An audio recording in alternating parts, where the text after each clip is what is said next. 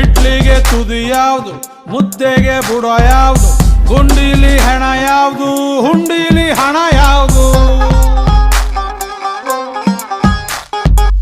ಪ್ರೇಮ ಕೇಸರಿ ಬಾತು, ಕಾಮ ಖರಾಬಾತು, ಜೀವನ ಚೌಚೌವಾಯ್ತು, ಯಾಕೆ ದೂಸರಾ ಮಾತು.